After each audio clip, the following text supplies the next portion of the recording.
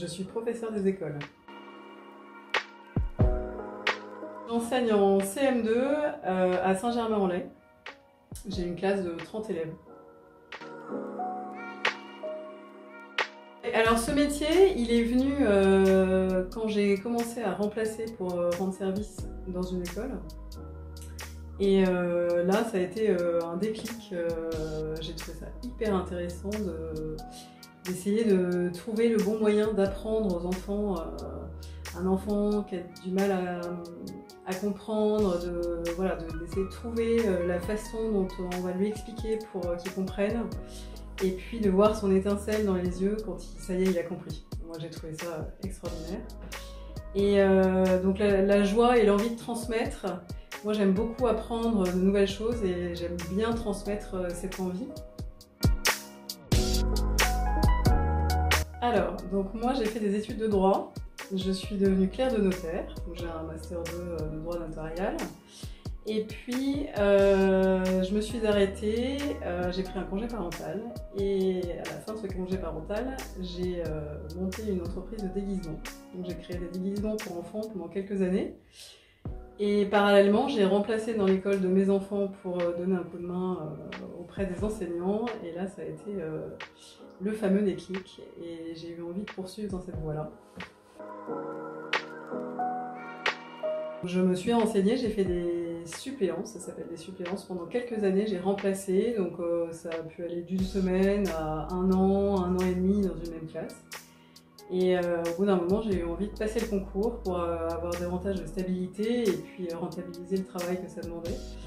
Et du coup, j'ai passé le concours, je m'y suis consacrée pendant un an. Et ensuite, voilà, il y a une année de stage pendant laquelle on est à mi-temps dans une école et à mi-temps en formation. Et à l'issue de cette année de stage, on est titularisé et on peut obtenir un poste définitif. Ce qui me plaît dans ce métier, c'est à la fois la grande liberté dont on dispose, parce que, bon, bien sûr, on doit respecter les programmes et on a tout un tas de choses à apprendre aux enfants. Néanmoins, on leur apprend de la manière qu'on veut, on peut mener des projets avec eux à notre manière. Donc là, on a une grande liberté et puis on a aussi une grande responsabilité parce qu'on forme la génération de demain. Donc c'est un peu vertigineux cette mission qui nous est confiée. C'est une mission que je trouve magnifique et de mener les enfants du début de l'année jusqu'à la fin et d'avoir pu apporter notre pierre à l'édifice dans leur construction. Je trouve ça extraordinaire.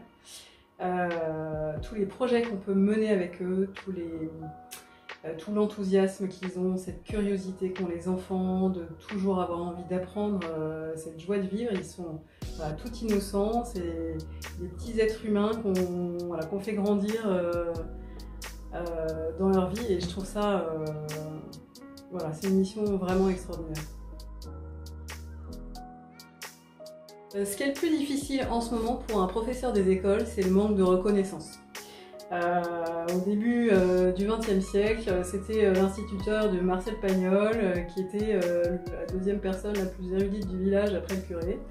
Et là aujourd'hui, eh bien, il faut un bac+5 pour être professeur des écoles et beaucoup de parents en arrivent là aussi.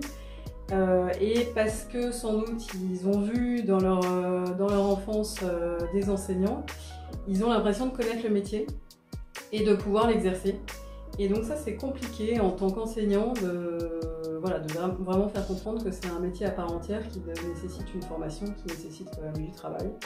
Et parfois l'impression effectivement qu'il y a un manque de reconnaissance et qui se rejaillit un petit peu sur les enfants qui, s'ils entendent à la maison des critiques sur la maîtresse ou sur l'école en général, on le sent tout de suite en classe. Et donc les enfants vont avoir davantage de difficultés à rentrer dans les apprentissages. Ça demande beaucoup d'énergie. Quand on est en classe, on est à 200% concentré avec les enfants et il faut se faire à cette énergie que ça demande.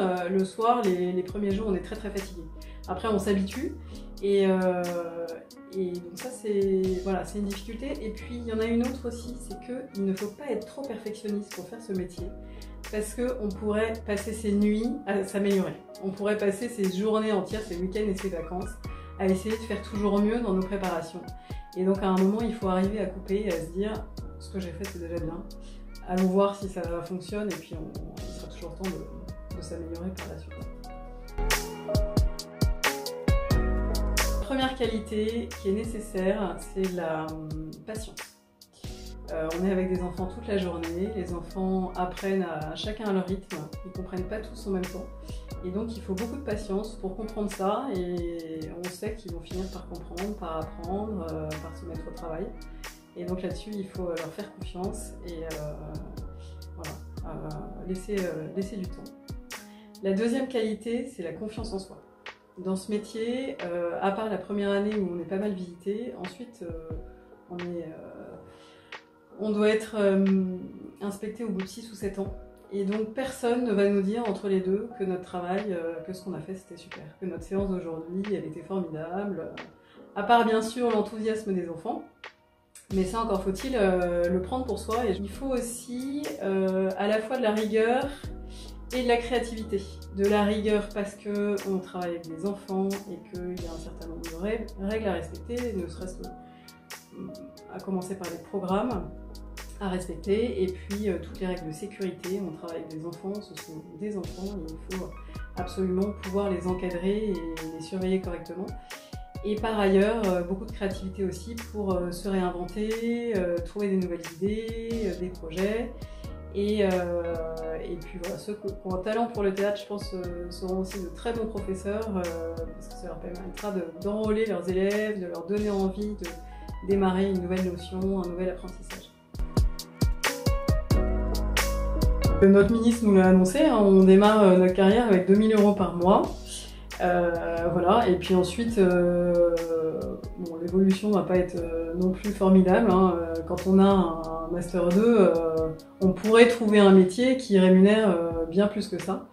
Mais on trouve bien d'autres choses dans le métier de professeur des écoles qu'on ne trouve peut-être pas dans d'autres métiers. Donc voilà, on ne fait pas ça complètement pour la rémunération, mais ça permet de vivre correctement. Pour ceux qui se posent la question d'être enseignant ou pas dès le départ, bon, il y a le master sciences de l'enseignement qui va vraiment directement vers là. Après, si on hésite, qu'on n'est pas sûr, on peut passer le concours avec n'importe quel master. Donc on peut aussi aller explorer d'autres matières et puis revenir au concours. Voilà, moi j'ai fait du droit et j'ai pu passer le concours, passer les épreuves de français, de mathématiques, d'art, sans aucun souci. Moi, ce qui a pu m'aider dans ma réorientation professionnelle, c'est avant tout le soutien de mes proches. D'avoir des proches qui m'ont soutenue et qui m'ont dit « vas-y, tu peux y aller, vas-y, t'es faite pour ça ». J'ai eu beaucoup d'amis en vacances qui m'ont dit « mais je te vois tellement travailler avec des enfants, t'es faite pour ça ». Et ça, c'est très valorisant et ça encourage beaucoup et c'est vrai que c'est important. On a beau avoir confiance en soi et travailler dessus, c'est vrai que c'est important d'être porté.